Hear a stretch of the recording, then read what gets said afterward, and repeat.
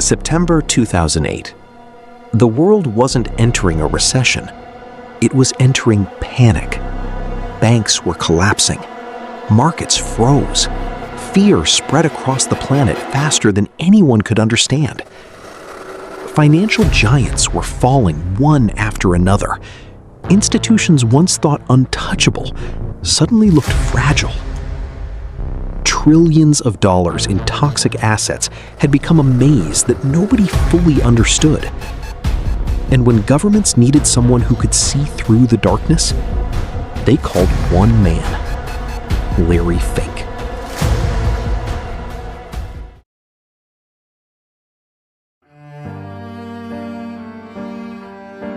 Long before boardrooms and billion-dollar deals, Larry Fink was just another kid growing up in California.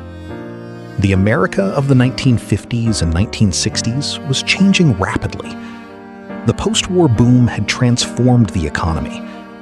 Suburbs were expanding, industries were thriving, and millions of Americans believed the future had never looked brighter. Yet, beneath that optimism, a cultural revolution was brewing. The Vietnam War, civil rights protests, political unrest, a generation questioning everything. For young Larry Fink, it was an environment filled with ideas and ambition. Unlike many future Wall Street titans, he didn't dream of becoming a banker. He wanted to enter politics. He believed government was where real change happened. Determined to pursue that path, he enrolled at UCLA and studied political science. But during his studies, something caught his attention. Money. Not spending it, understanding it. The financial system fascinated him. The way capital moved, the way markets reacted, the way economies could rise or collapse based on decisions made by a handful of people. The deeper he studied, the more he realized that financial markets often had as much power as governments, sometimes more. After earning his MBA, Fink abandoned politics and entered finance. It was a decision that would change his life forever.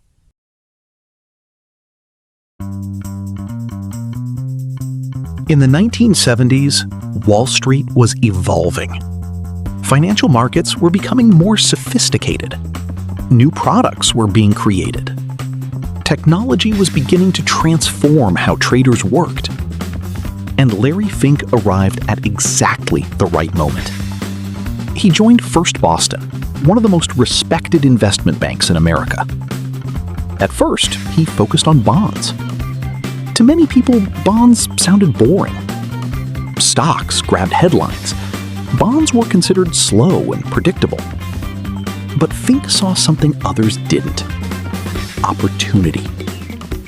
The mortgage market was still in its infancy. Banks issued home loans and usually kept them on their books. Fink believed there was a better way. If mortgages could be packaged together and sold to investors, banks could free up capital and issue even more loans.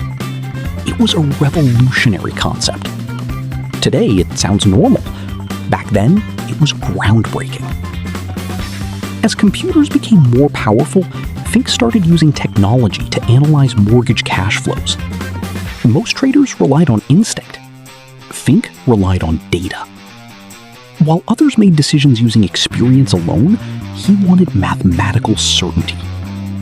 The strategy worked. Year after year, his division generated enormous profits.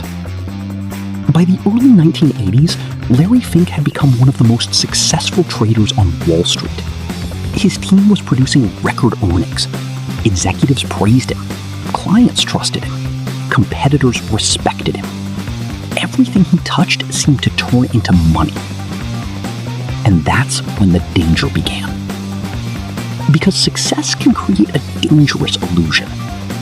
The illusion that you're smarter than the market. The illusion that you're immune to mistakes. The illusion that nothing can go wrong. Wall Street has a habit of teaching the same lesson over and over. The bigger the ego, the harder the fall.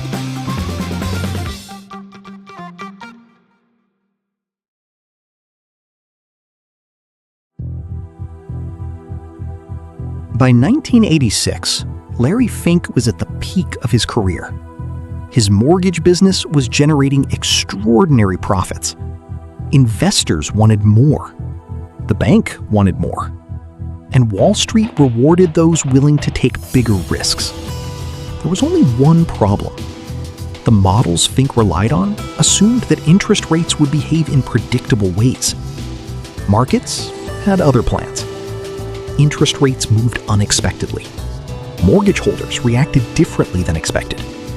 The assumptions inside the models started breaking down.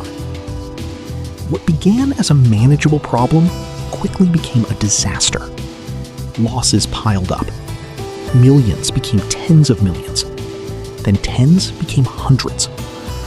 When the dust settled, Larry Fink's desk was responsible for a loss approaching $100 million. Today, that number would be enormous. In the 1980s, it was catastrophic. The reaction was immediate. His reputation collapsed. People who once praised him disappeared. The rising star of Wall Street became a cautionary tale. Years later, Fink would describe the experience as humiliating. But hidden inside that humiliation was a lesson that would eventually become the foundation of BlackRock. Markets don't care how smart you are. Risk always matters. And if you don't understand risk, eventually risk will find you. Most people would spend years trying to forget a mistake like that. Larry Fink decided to build an entire company around it. A company designed not just to make money, but to understand risk better than anyone else in the world. And soon, an unlikely partnership would give him the opportunity to do exactly that.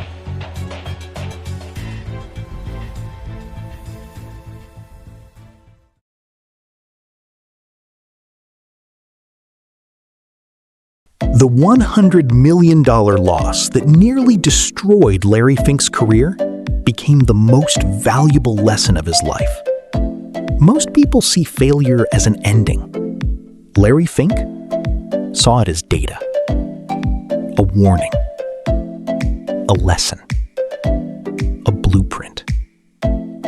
Instead of running from his mistake, he built an entire company around understanding it. That company became BlackRock.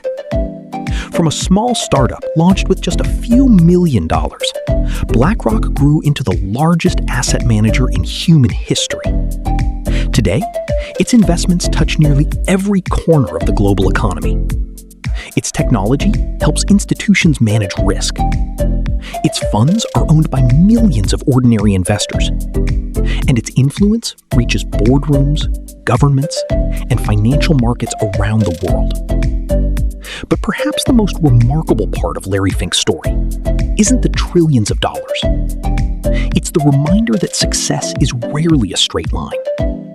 Sometimes, the worst moment of your life becomes the foundation of your greatest achievement. Because the difference between failure and success isn't avoiding mistakes. It's learning from them before everyone else does. And in Larry Fink's case, that lesson transformed a disgraced trader into one of the most powerful figures in modern finance. The question is, how much power should one company have over the global economy? And what happens when that power continues to grow? If you enjoyed this video, make sure to subscribe and turn on notifications so you don't miss future stories about the people, companies, and ideas shaping the world of money. Thanks for watching, and I'll see you in the next one.